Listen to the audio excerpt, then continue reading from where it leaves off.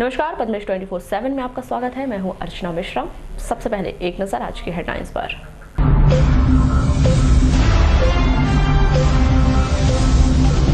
पांच दिवसीय दीपोत्सव दीपावली त्योहार की शुरुआत। धनतेरस को कहीं रौनक तो कहीं रहा फीका बाजार। घटनाओं के नाम रहा शुक्रवार का दिन। अलग अलग घटनाओं में 4 लोगों की मौत। भरवेली में नाटकीय ढंग से हटाई गई सरपंच किरण मरस्कोले, रेखा सरवरी को प्रभार। जयंती के अवसर पर याद किए गए दानवीर दीवान बहादुर मुन्ना साहब। रानी दुर्गावती विश्वविद्यालय की लापरवाही, बीएचएससी छात्राओं का 1 साल हुआ खराब। स्मार्ट स्कूल पर नहीं की शासन ने पहल, 2 माह से नहीं आए कोई आदेश, अधर में अटकी योजना। बच्चों की खोज में घर घर जा रहे हैं शिक्षक। तकनीकी कारणों से 2300 बच्चों की नहीं मिल रही जानकारी। और समर्थन मूल्य पर धान खरीदी, पंजीयन के लिए ऑनलाइन खसरा नक्शा बना रोड़ा, सैकड़ों किसान हुए प्रभावित। और अब खबरें विस्तार से। मध्य प्रदेश शासन स्कूल शिक्षा विभाग द्वारा स्मार्ट स्कूल का चयन करते हुए लिंगा हायर सेकेंडरी को भी इसका दर्जा दिया गया था, लेकिन बीते 2 माह से स्मार्ट स्कूल के लिए कोई भी पहल नहीं की गई। नतीजा 2 माह पहले स्कूल का प्रभार संभालने वाले प्राचार्य को भी इस विषय में कोई जानकारी नहीं है। इसकी मुख्य वजह बताई जा रही है कि वरिष्ठ स्तर से कोई आदेश ही जारी नहीं किए गए, जिसका प्राचार्य भी इंतजार कर रहे हैं। स्मार्ट स्कूल का दर्जा प्राप्त कर चुके लिंगा स्कूल के प्राचार्य भी कुछ इसी तरह के हालात बता रहे हैं। स्मार्ट स्कूल के लिए चयन किया गया था, इसकी मुझे तो जानकारी नहीं है, क्योंकि मैं अभी लगभग 2 ही माह हो गया पदस्थ हूँ। लेकिन अपने जो प्रभारी प्राचार्य थे पहले एडीजी, उनसे जानकारी लिया तो उन्होंने बोला कि चयन हो चुका था। क्योंकि मुझे जहाँ तक अवगत है कि पहले ये जहाँ पर दर्ज संख्या 1000 थी उनको चयनित किया जाना था, बाद में संख्या का इसका मतलब आंकड़ा कम किया गया है। अब किस कारण से इस स्कूल को चयन सूची से हटाया गया है, इसकी मुझे जानकारी नहीं है। सर, क्या और भी स्कूलों को ऐसा हटाया गया होगा क्या इसमें? इसके बारे में मुझे जानकारी नहीं है। सर, क्या फैसिलिटी मिलती है अगर स्कूल? हाँ, यदि वो चयन हो जाता तो हमारे विद्यालय को काफ़ी कुछ सुविधा मिलती। बच्चों को स्मार्ट क्लास के माध्यम से पढ़ाई की जाती, कंप्यूटर की क्लास लगती उनकी, और बहुत सी मतलब जो सुविधा है जो NCERT की मतलब शैक्षणिक सालों में मतलब मिलती है, उस प्रकार से और काफ़ी सुविधा मिलती है। आवासीय परिसर हो जाता है एक प्रकार से, और बहुत सी मतलब जो बच्चों के लिए जो स्मार्ट क्लास है, कंप्यूटर के माध्यम से पढ़ाई होती है, ये सब बहुत सी फैसिलिटी बच्चों को मिलती है ताकि अच्छी मतलब शिक्षा मिल सके। आपको बताएं कि जिले के भीतर 50 स्कूलों का चयन स्मार्ट स्कूल के लिए किया गया था, जिसके तहत शासन के द्वारा 50,000 से अधिक कीमत की LED स्कूलों को दी गई थी, जिसके माध्यम से नई तकनीक से पढ़ाई की जानी थी। लेकिन दर्जनों स्कूल ऐसे हैं जहां पर अब तक इस विषय का कोई आदेश ही नहीं मिला। LED शोपीस बनकर रह गई और लाखों रुपया पानी में जाता दिखाई दे रहा है। दानवीर मानक जी मेहरबान जी दीवान बहादुर मुन्ना, शायद बालाघाट का नाम लेते ही इनका नाम स्मृति में आ जाता है। 25 अक्टूबर को एक बार फिर इनके जयंती के अवसर पर उन्हें याद किया गया। चलिए हम आपको विस्तार से बताते हैं इनकी शख्सियत के बारे में। 25 अक्टूबर 1868 को जन्मे मुन्ना साहब पेशे से अधिवक्ता थे और इनके बारे में यही कहा जाता है कि यह बालाघाट से इंग्लैंड केस की पैरवी करने के लिए जाते थे। स्कूली शिक्षा port high school Bombay, saint कोसिस डी सेल्स स्कूल एवं मॉरिस कॉलेज नागपुर से MA 1891 में और BL 1892 में किया। इसके बाद आपने 1892 से 1894 तक अतिरिक्त सहायक आयुक्त CP बार में सदस्य रहे। 1894 में डिस्ट्रिक्ट काउंसिलिंग बालाघाट में 35 वर्ष तक आप सदस्य रहे। आप नगर पालिका परिषद के अध्यक्ष के रूप में 1914 से 1919 तक रहे। इसके बाद जिला सहकारी बैंक के अध्यक्ष का भी कार्यभार आपने संभाला। शासकीय अधिवक्ता के रूप में भी आपने काम किया है। 1910 में आपको खान बहादुर, उसके पश्चात दीवान बहादुर की उपाधि दिल्ली दरबार को दी गई। आजीवन अविवाहित रहे और इंग्लैंड तक आपके विभिन्न केसों की पैरवी करने के लिए आप जाते रहे। इस दौरान आपने जो कुछ कमाया हुआ सब कुछ बालाघाट को दान में दे दिया। वर्तमान में बालाघाट के पॉलिटेक्निक महाविद्यालय, मुल्ला स्टेडियम, शहर के शुद्ध पेयजल उपलब्ध करवाने के लिए पेयजल योजना, वर्तमान नगर पालिका भवन, यही नहीं आपके द्वारा कमाई गई जीवन भर की पूंजी आपने जिला प्रशासन को दे दी, जो आज भी प्रशासन के पास सुरक्षित है। इनकी याद में प्रतिवर्ष 25 अक्टूबर को उनके समाधि स्थल वर्तमान कलेक्टर कार्यालय के निकट कार्यक्रम का आयोजन किया जाता है। इस बार भी आपके समाधि स्थल पर आपको याद किया गया। नेहरू स्पोर्ट्स क्लब के सदस्य, केंद्रीय सहकारी बैंक के प्रशासक उदय सिंह नगपुरे, जिला भाजपा के अध्यक्ष रमेश रंगलानी, नगर पालिका के अध्यक्ष अनिल धुआरे, बालाघाट रेंज के डीआईजी आरएस डेहरिया, कलेक्टर दीपक आर्य, पुलिस अधीक्षक अभिषेक तिवारी सहित अनेक जनप्रतिनिधि और अधिकारी उपस्थित रहे। उपस्थित सभी व्यक्तियों ने आपके जीवन पर प्रकाश डाला, इनके द्वारा किए गए कार्य को अमूल्य बताया। कि मुल्ला साहब का हमारे परिवार से काफ़ी निकटता रही और हमारे, जैसा कि आप जानते हैं कि पहले जमींदारी प्रथा हुआ करती थी, उस समय एक पारिवारिक विवाद था और उस समय सीपी एंड बरार हुआ करता था, नागपुर उसकी राजधानी थी। तो वो मामला कोर्ट में चला, भंडारा कोर्ट में वो हमारे खिलाफ उसका डिसीजन गया था और उसकी अपील हुई प्रीवी काउंसिल लंदन में, क्योंकि यहाँ सुप्रीम कोर्ट उस ज़माने में नहीं था।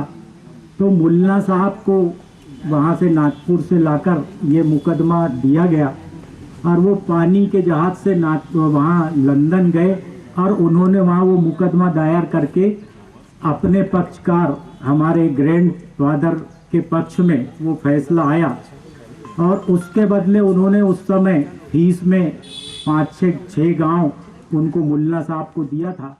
तो सर हम लोग ये करते आ रहे हैं और इतने ही लोग दिखते हैं और ज़्यादा लोग भी, जबकि मुल्ला जी ने सर्वत्र दान किया, स्टेडियम से लेकर के देखिए हमारी नगर पालिका को पेयजल योजना तक दी हमने।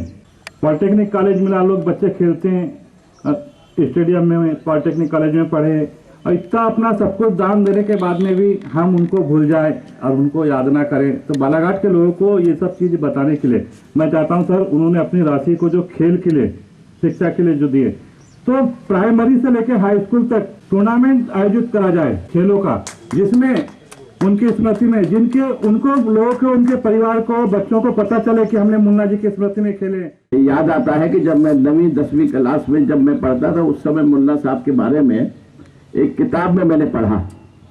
राष्ट्रीय स्वयंसेवक संघ के उस समय के जो प्रमुख थे गुरुजी MS गोलवलकर, वो यहाँ स्कूल में पढ़ते थे, अपने गवर्नमेंट हाई स्कूल में, अपना उत्कृष्ट जो विद्यालय है, और उनकी जो भाषण था, उस भाषण को बैनगंगा के तट पर एक कोई मेला भरा होगा, उस समय उन्होंने उनके सामने उस भाषण को कहा और उन्होंने उनको पारितोषिक दिया था। तब मैंने उस किताब में मुल्ला साहब का नाम सुना था।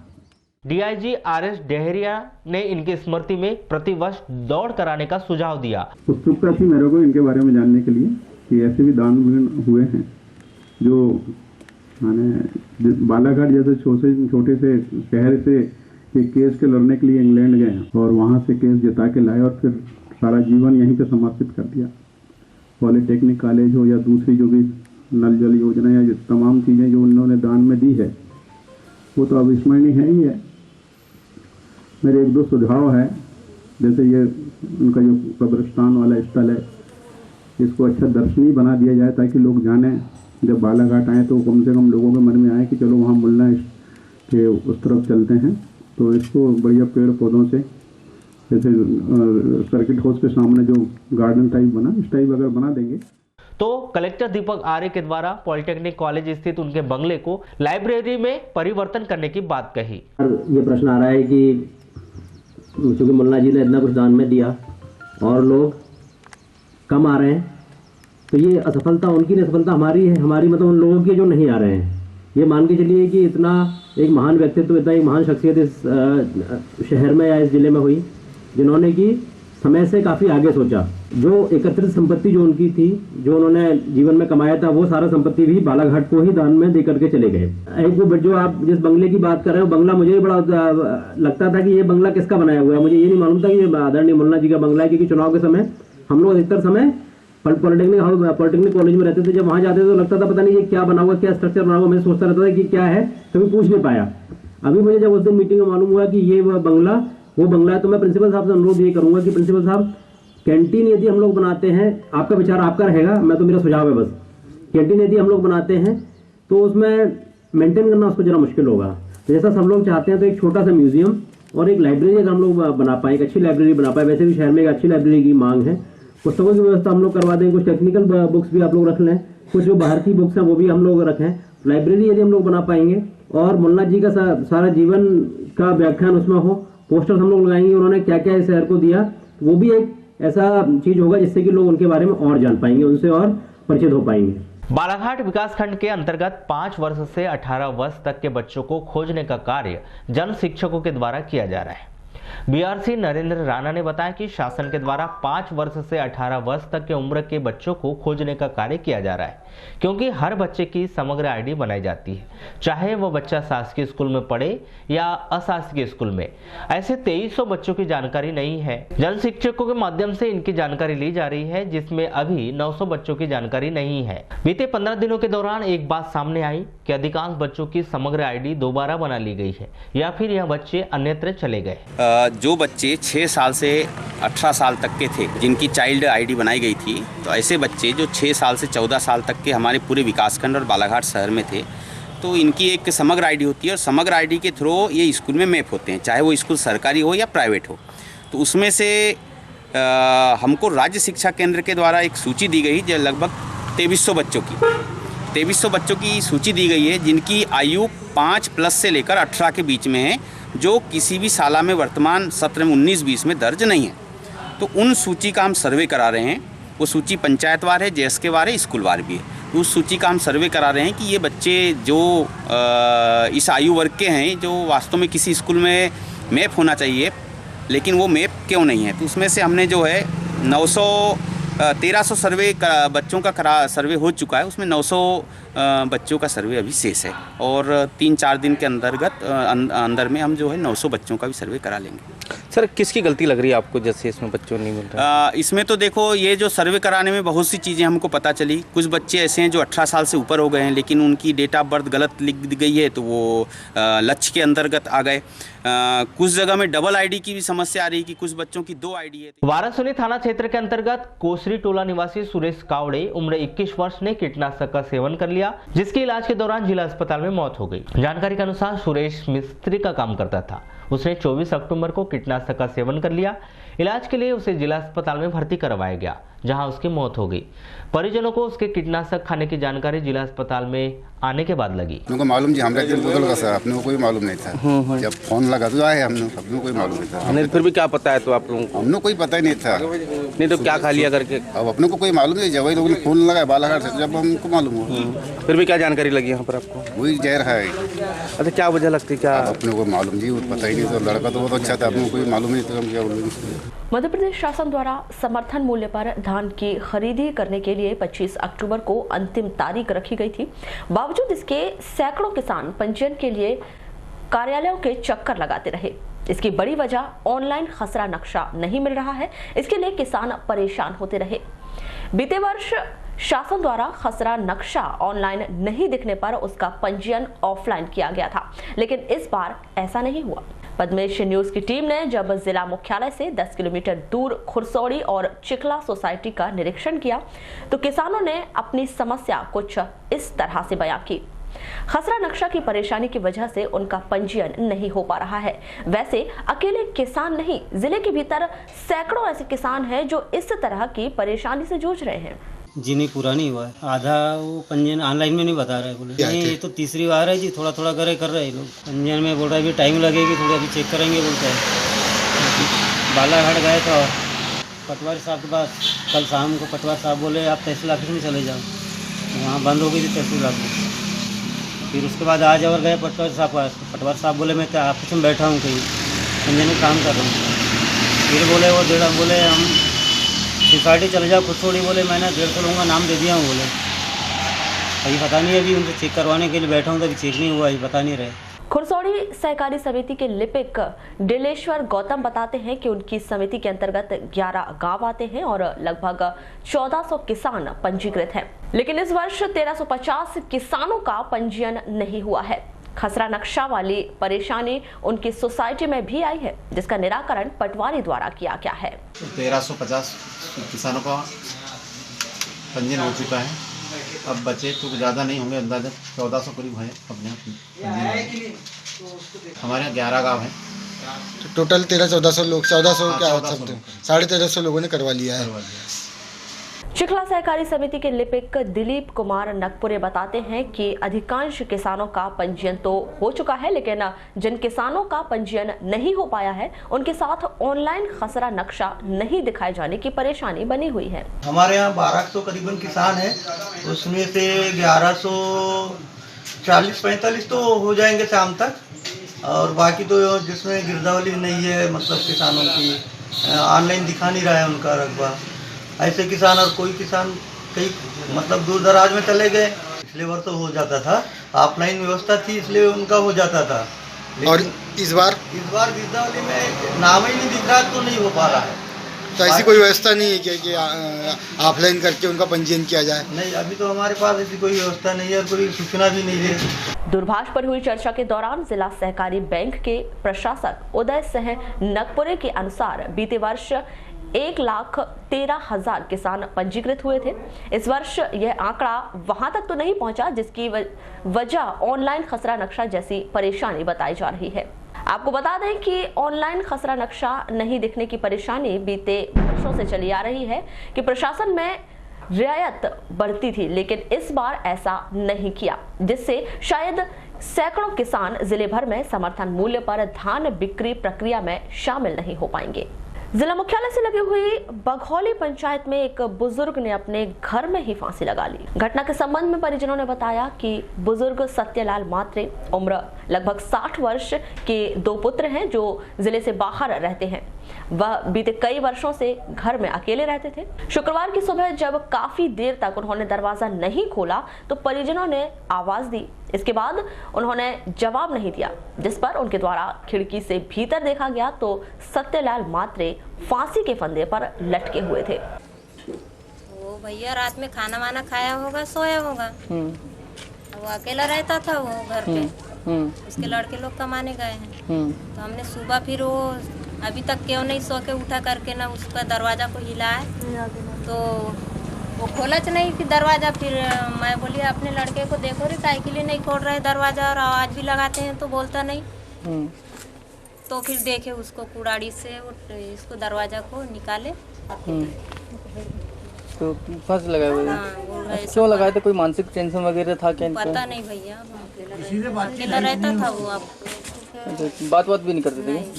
नहीं, हमसे बात कर रहे थे। बात करते था वो,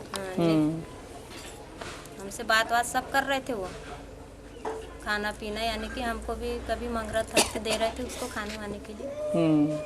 तीखा के पड़ा रहता था। लेकिन पुलिस अधीक्षक अभिषेक तिवारी ने पुलिस के 4 आरक्षकों को निलंबित कर दिया है। जानकारी के अनुसार 24 अक्टूबर को चारों आरक्षक की पेशी ड्यूटी न्यायालय में लगाई गई थी, जहां पर आरक्षक अजय परस्ते, परसराम कोड़ापे, पुरान माडवे, राम झारिया शराब पीकर आपस में विवाद कर रहे थे। चारों आरक्षक पर ड्यूटी के दौरान शराब पीकर वाद विवाद करना, अनुशासनहीनता का परिचय देते हुए कर्तव्य के प्रति लापरवाही बरतने के मामले में पुलिस अधीक्षक श्री तिवारी ने सभी चारों को तत्काल प्रभाव से निलंबित कर दिया है। कलेक्टर दीपक आर्य के नेतृत्व में आज नगर के शासकीय उत्कृष्ट विद्यालय में स्कूल प्रबंधन समन्वय समिति की बैठक आयोजित की गई, जिसमें प्रमुख तौर पर जिला पंचायत सीईओ रजनी सिंह, जिला शिक्षा अधिकारी आर.के. लटारे, स्कूल के प्राचार्य एल.सी. मानवटकर सहित समस्त विभाग के अधिकारी मौजूद रहे, जिन्हें कलेक्टर श्री आर्य के द्वारा आवश्यक दिशा निर्देश दिए गए। इस बैठक के संदर्भ में जानकारी देते हुए स्कूल के प्राचार्य श्री मानवटकर ने बताया कि इस मीटिंग का प्रमुख उद्देश्य स्कूल की व्यवस्थाओं को बेहतर करना है। कलेक्टर श्री आर्य के द्वारा उपलब्ध संसाधन के माध्यम से स्कूल की व्यवस्थाओं को पुख्ता करने के निर्देश दिए गए हैं, जिसका कड़ाई से पालन किया जाएगा। शासन के निर्देश के तहत नगर के ट्रामा सेंटर में आज भगवान धन्वंतरी जी के जन्मोत्सव के अवसर पर 1 दिवसीय मेगा निःशुल्क आयुष चिकित्सा शिविर का आयोजन किया गया। लेकिन व्यापक प्रचार प्रसार की कमी के चलते यहां शिविर महज औपचारिकता में ही सिमट कर रह गया। सूत्रों की माने तो इस शिविर के प्रचार प्रसार को लेकर शासन स्तर पर करीब 20,000 की राशि बतौर फंड प्रदान की गई थी, लेकिन इसका उपयोग नहीं किया गया। शिविर का शुभारंभ जिला पंचायत की सीईओ रजनी सिंह के नेतृत्व में किया गया।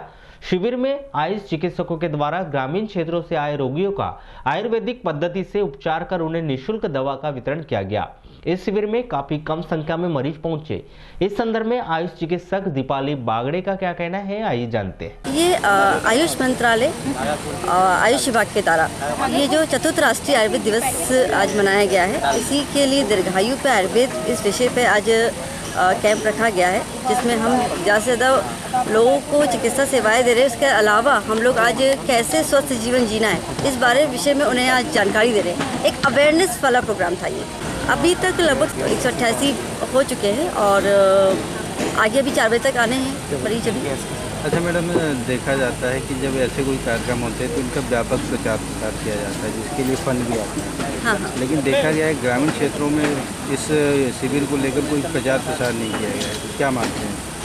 नहीं, देखिए हर महीने कैंप तो लगाए जा रहे हैं। अभी हमारे मेगा कैंप हर जगह भी है। अभी रिसेंटली कुम्हारी में भी आयोजित हुआ था, आपकी सरकार आपके द्वारा, उसमें भी हमारा कैंप किया गया था। वहाँ भी सरकार और बहुत अच्छा रिस्पॉन्स भी मिला है। अच्छा, जैसे इसके लिए जो फंड आया था 20,000 रुपये जो प्रचार प्रसार के लिए, उसका यूटिलाइज क्यों नहीं किया जाता? इस बारे में तो सारी जानकारी जिला अधिकारी दे पाएंगे। फंड का यूज़ किया गया है, ऐसा नहीं है, फंड का यूज़ किया गया है। कहीं नजर नहीं आया। जिले के सुदूर ग्रामीण अंचलों से विकलांग प्रमाण पत्र सहित अन्य कार्यों के लिए पहुंचने वाले निःशक्त जनों की सेवा के अहम उद्देश्य को लेकर हम होंगे कामयाब निःशक्त सेवा संगठन के पदाधिकारियों के द्वारा आज नगर के जिला निःशक्त पुनर्वास केंद्र में दिव्यांगों को फल वितरण किया गया। इस अवसर पर संगठन के तमाम पदाधिकारी मौजूद रहे। इस कार्यक्रम के संबंध में हम होंगे कामयाब की सचिव राजकुमारी ने बताया कि संगठन के माध्यम से दिव्यांगों की सुविधा को देखते हुए आज फल वितरण किया गया है।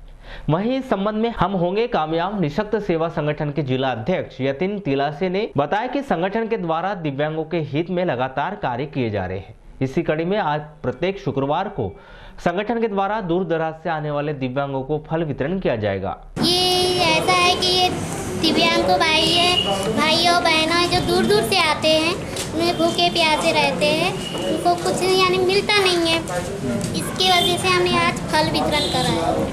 हाँ, हर शुक्रवार को हम लोग करेंगे। यहाँ पुनर्वास केंद्र में हर शुक्रवार को विकलांग सर्टिफिकेट बनाया जाता है, जिससे दूर दूर से दिव्यांगजन यहाँ पर उपस्थित होते हैं। कई बार देखा जाता है कि उन लोगों को शाम भी हो जाती है यहाँ पर विकलांग सर्टिफिकेट बनाने के लिए। तो संगठन के तमाम पदाधिकारियों के साथ एक बैठक लेकर ये निर्णय लिया गया कि यहाँ पर दिव्यांग जो लोग आते हैं उनको हर शुक्रवार को फल वितरण या अल्पाहार दिया जाएगा हर शुक्रवार को। अच्छा, इसमें जो है इस मकसद क्या है?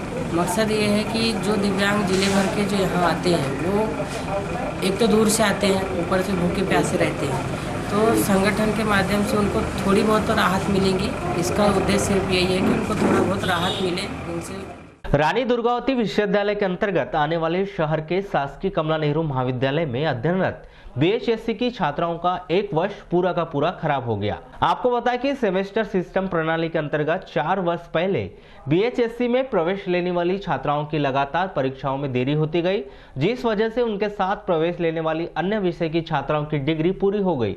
लेकिन बीएचएससी की छात्राओं का अब तक 5वां सेमेस्टर ही पूर्ण हुआ है। इस वजह से उनका 1 वर्ष पूरी तरह से अब खराब हो गया। कन्या महाविद्यालय के प्राचार्य दिनेश मेश्राम के अनुसार सेमेस्टर सिस्टम में निश्चित ही थोड़ी सी परेशानी थी। वर्तमान में ईयर सिस्टम प्रणाली की परीक्षा समय पर आयोजित की जा रही है।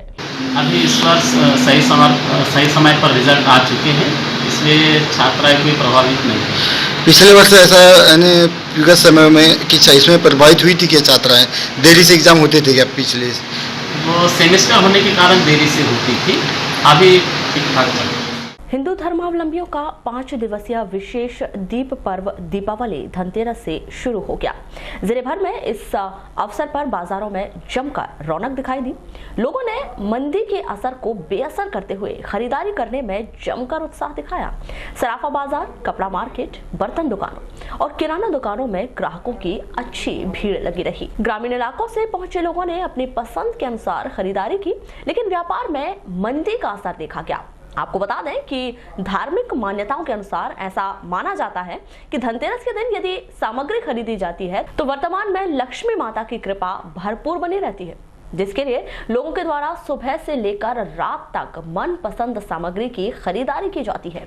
ऐसी संभावना व्यक्त की जा रही है कि 26 अक्टूबर को मार्केट में उछाल आ सकता है और ग्राहकों की संख्या में वृद्धि हो सकती है, जिससे 15 दिनों से तैयारी करके बैठे व्यापारियों को राहत मिलेगी।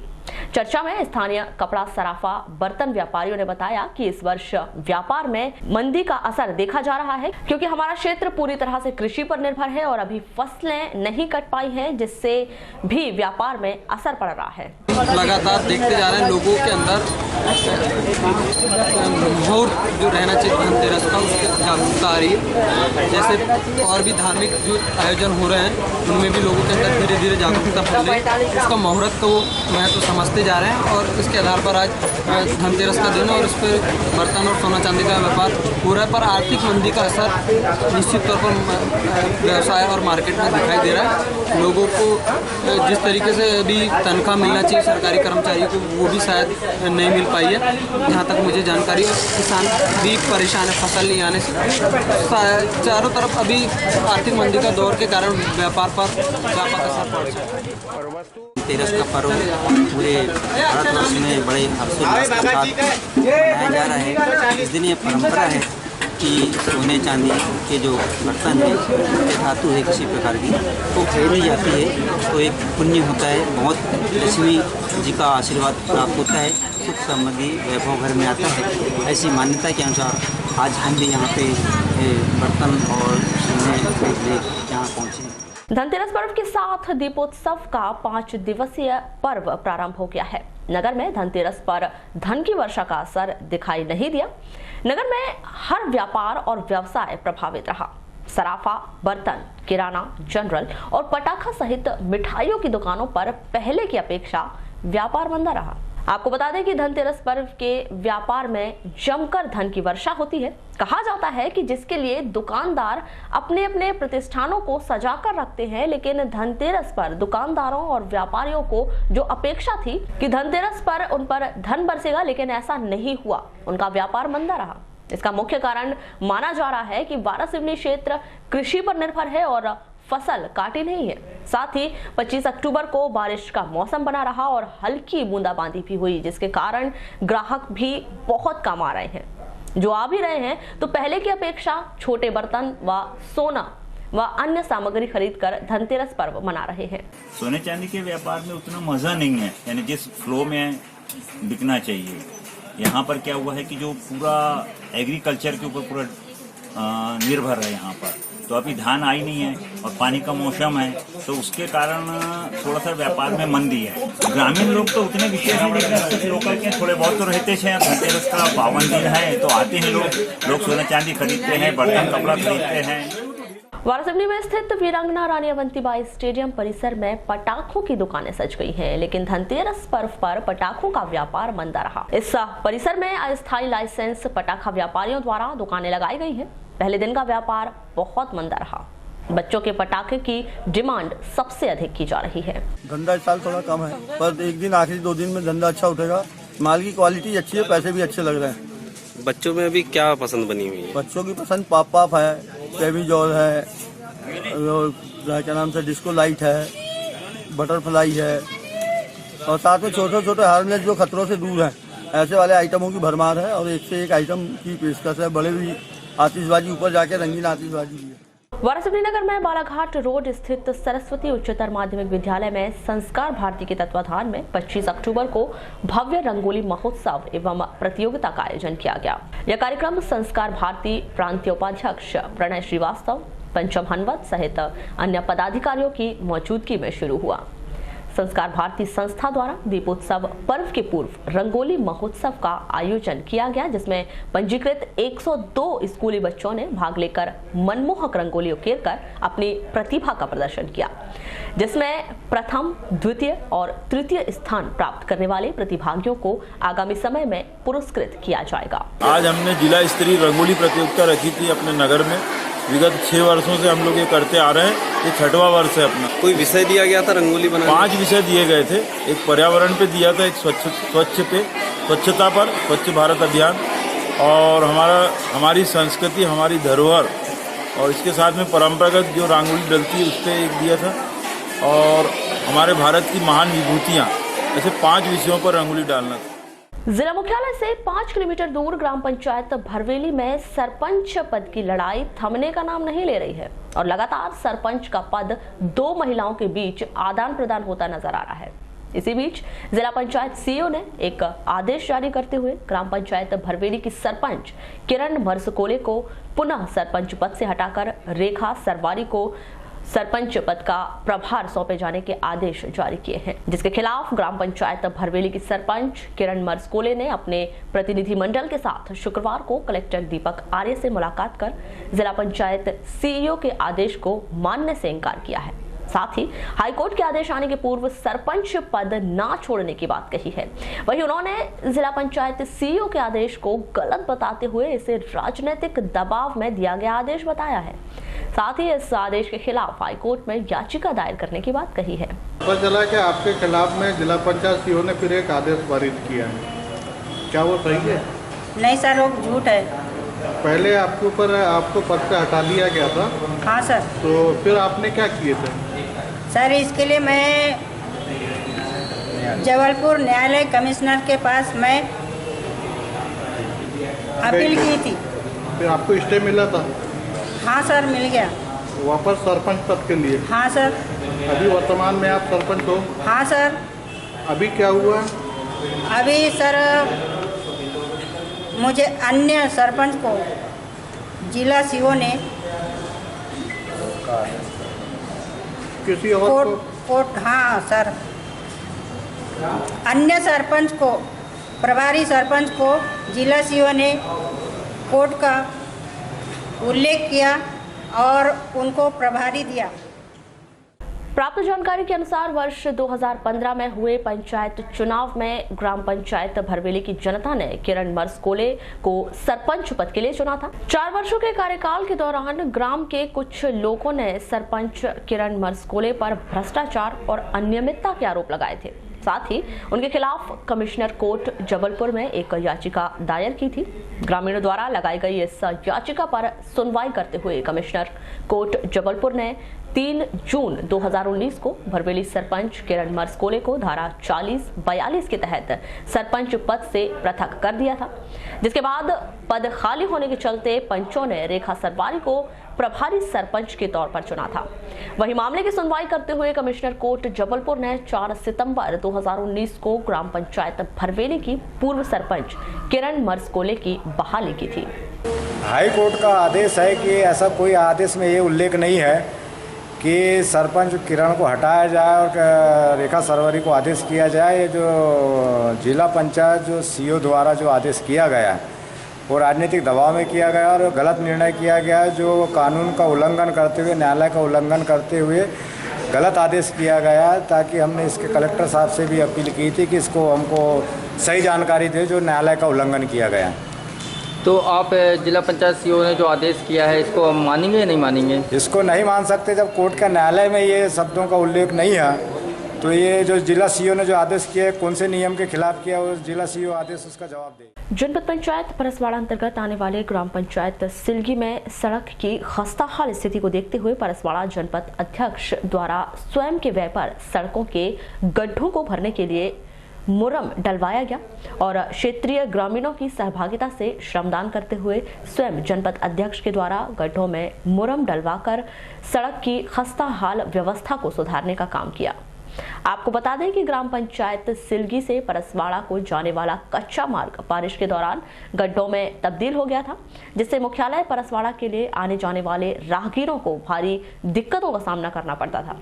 ऐसे में ग्राम में ही एक खेल प्रतियोगिता के आयोजन के दौरान कार्यक्रम में उपस्थित जनपद अध्यक्ष सुशीला सरोते को ग्रामीणों ने समस्या से अवगत कराते हुए सड़क की स्थिति को सुधरवाने की बात कही थी, जिस पर जनपद अध्यक्ष द्वारा स्वयं के व्यय पर मुरम डलवाने का कार्य किया गया। साथ ही उन्होंने ग्रामीणों के साथ मिलकर श्रमदान करते हुए सड़क के गड्ढों को भरने का भी काम किया। ये क्या है, बहुत गड्ढे हो चुके थे रोड में, जिससे क्या है हम लोग एक मुद्दा बनाया और जनपद पंचायत अध्यक्ष को अवगत कराए। उन्होंने बोला कि ठीक है, इस बहुत गड्ढे हो चुके हैं, इसको मैं आप लोगों के सहयोग से श्रमदान कराते हुए रोड को बीमकरण हल्का फुल्का करवाऊंगी। कहाँ से कहाँ जाता है ये मार्ग? ये रोड सिलगी से परसवाड़ा तक के है। कब से इस सड़क के ऐसे हालात हैं? ये 5 साल करीब लगभग होने लगे। पंचायत की तरफ से कभी कोई ऐसी पहल नहीं की गई? नहीं, पंचायत तरफ से प्रस्ताव तो भेजाया गया है, लेकिन अभी तक के कोई काम नहीं हुआ।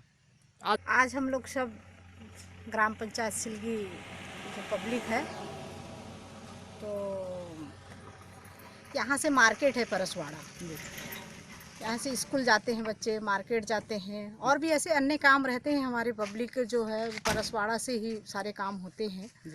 तो यहाँ आने जाने में इतनी दिक्कत थी कि जो रोड है जर्जर हालत में हो गई थी, मतलब गड्ढे जहाँ तहाँ गड्ढे, एक्सीडेंट हो जाता है गड्ढे से, तो उसके कारण क्या है पब्लिक बहुत परेशान थी। मैं यहाँ सिलगी ग्राम पंचायत में आई और बच्चों से मिलने, तो मैंने देखा कि रोड इतनी जर्जर हालत में है, इसलिए मैं पब्लिक से श्रमदान की अपेक्षा रखी और मैं भी इनके साथ में मिलके आज रोड में मुर्मीकरण कराया है। और मैंने इनका सहयोग किया है कि भाई जितनी ट्राली यहाँ मुरुम लगती है आप मेरे तरफ से डालिए, मैं ट्रैक्टर मुरुम सबका जो भी लागत लगेगा मैं दूंगी अपने तरफ से। और आप लोग सब बगराने जो फैलाते हैं ना रोड पे, उसके लिए श्रमदान सभी पब्लिक हमारे साथ में आज खड़ी है और इस ग्राम पंचायत के सभी ग्रामीण जन मेरे साथ में हैं और आज पावड़ा लेके मुरुम को गड्ढे बूझने का काम किया है। मैं अपने गांव वालों को भी बहुत धन्यवाद देती हूं। जो हिंदुओं के सबसे बड़े त्योहार दीपावली की शुरुआत धनतेरस के साथ हो गई। पौराणिक मान्यताओं के अनुसार धनतेरस के दिन सोना चांदी बर्तन खरीदना, इलेक्ट्रॉनिक सामान खरीदना शुभ माना जाता है। इसे देखते हुए व्यापारियों ने तो जमकर खरीदारी की, दुकानों में नई रेंज के सामान रखे, लेकिन खरीदारों ने बीते वर्ष की तरह रुचि नहीं दिखाई। इसके पीछे बड़ी वजह व्यापारी बताते हैं कि सोना चांदी के भाव में तेजी है, जिस कारण ग्राहक सोने के आभूषण खरीदने में रुचि नहीं दिखा रहे हैं। बाजार में तो एवरेज ही पोजीशन चल रही है और विशेष कोई बड़ी नहीं है और ऐसा लगता है कि तनख्वाह उनका वेतन वगैरह नहीं होने के कारण थोड़ा सा फर्क है। पिछले साल के अपेक्षा लगभग बराबर ही है, कोई विशेष फर्क नहीं है। और क्योंकि महंगाई बढ़ी है इसलिए थोड़ा सा मान सकते हैं कि सेल कम ही आएगा। पानी के व्यापार की बात करें जाए तो सोने के भाव को देखते हुए आज जो व्यापार सोने का भाव बढ़ रहा है उसके कारण मार्केट में आज उत्साह थोड़ा कम था, बाकी पहले की अपेक्षा इस बार व्यापार थोड़ा कम हुआ है। जूनियर जिला स्तरीय फुटबॉल प्रतियोगिता 2019 जिला फुटबॉल संघ बालाघाट द्वारा दानवीर दीवान बहादुर मुन्ना स्मृति में दीपोत्सव ट्रॉफी आयोजन किया गया। 25 से 27 अक्टूबर तक शासकीय पुलिस फुटबॉल ग्राउंड में इस प्रतियोगिता का आयोजन किया जा रहा है। यह जो दीपोत्सव ट्रॉफी का आयोजन किया गया, ये अपने महान दानवीर मुन्ना जी की स्मृति में टूर्नामेंट जूनियर का जिले में आयोजित किया गया है। और कहाँ की टीमों ने हिस्सा लिया? इसमें उकुआ, खैरलान जी, बारासिवनी, बालाघाट, भरवेली, सारी टीमों के जूनियर प्लेयर्स यहाँ पे खेल रहे हैं। कितने दिवसीय टूर्नामेंट है? ये 3 दिवसीय टूर्नामेंट है। श्रमजीवी पत्रकार संघ एवं रॉयल क्रिकेट क्लब के संयुक्त तत्वाधान में आयोजित स्वर्गीय हनी विश्वास स्मृति लेदर बॉल क्रिकेट प्रतियोगिता का फाइनल मैच शनिवार को खेला जाएगा। खिताबी भिड़ंत स्टार 11 और आरसीसी के बीच होगी। इससे पहले शुक्रवार को खेले गए सेमीफाइनल मैच में आरसीसी और स्टार 11 ने अपने अपने मैच जीतकर फाइनल में स्थान सुरक्षित किया। Diwan Bahadur Munna stadium excellent ball for the मुद्दा, नाइस बॉल,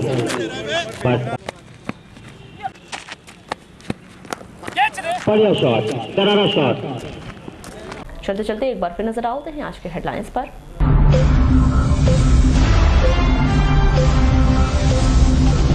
5 दिवसीय दिवसीय दीपोत्सव दीपावली त्योहार की शुरुआत। धनतेरस को कहीं रौनक तो कहीं रहा फीका बाजार। घटनाओं के नाम रहा शुक्रवार का दिन। अलग अलग घटनाओं में 4 लोगों की मौत।